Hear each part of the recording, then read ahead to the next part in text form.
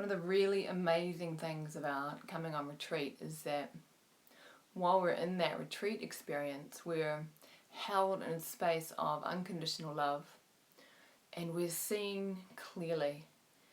And in that space of unconditional love and being clearly seen, we're then able to often feel the truth of our being and to go down into wounds that we might not otherwise have been able to access, and to feel long stored emotions and to set those free, and also to tell our stories, sometimes for the last time, so that we can fully let go.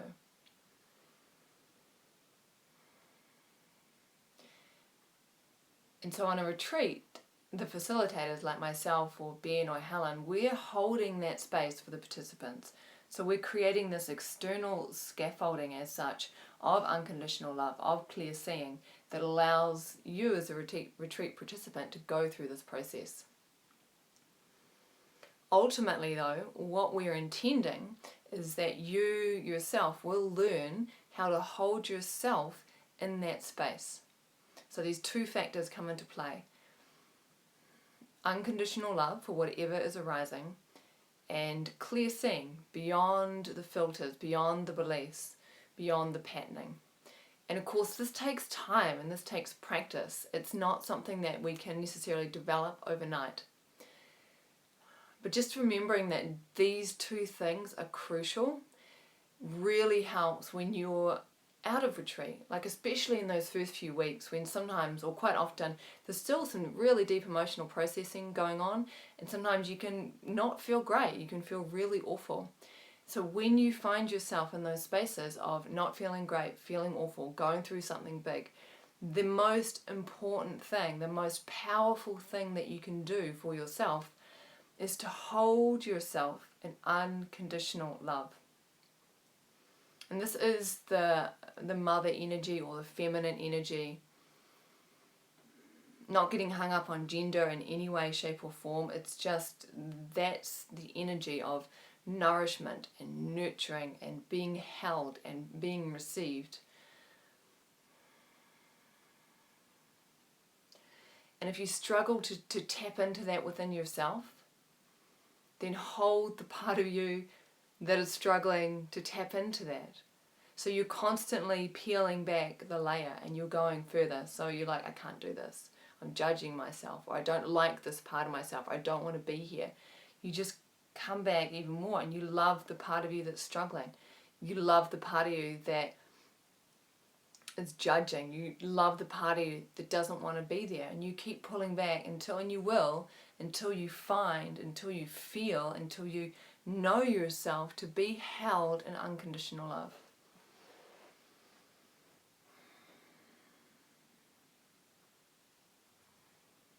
And through this practice of every time you're suffering, every time you're going through difficult stuff, every time there's emotional processing, literally training yourself to shift perspective, to shift your state of awareness, to hold yourself in love.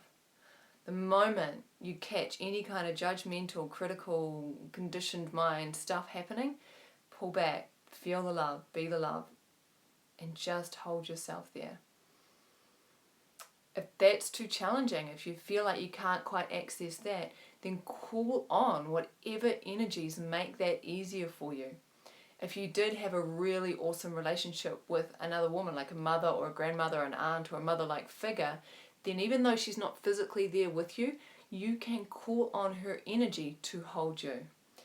If you have a particular connection with some kind of deity, whether it's Kuan Yin or Tara or Mary, right? Any kind of female mother type energy deity, call them in and get a sense of them holding you. You don't have to believe in it. It's just like a construct to support you through the process.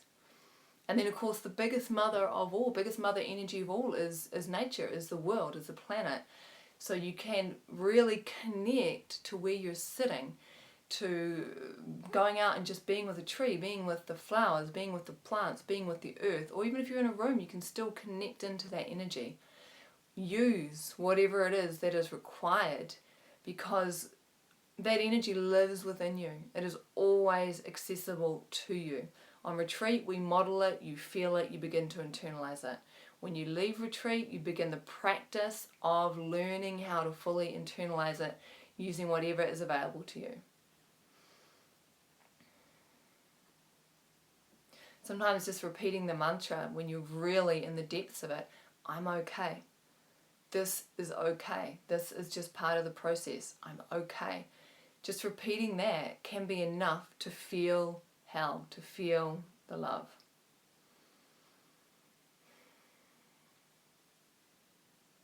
Of course, the other aspect is to reach out to someone who is able to externally hold that space for you. And for those of us that struggle to be seen in our vulnerability, which is often when we're falling apart, we don't want anyone to see us in that moment. And so there's a double barrier, because it's like, yeah, I'm falling apart and I need to be held in love, but I'm too scared to open myself up and reach out for someone. And so this is why it's really vital to be able to internalize and be able to hold yourself while you also work on trusting and reaching out to wise people, like be wise in who you reach out to, because not everybody is able to hold us in unconditional love.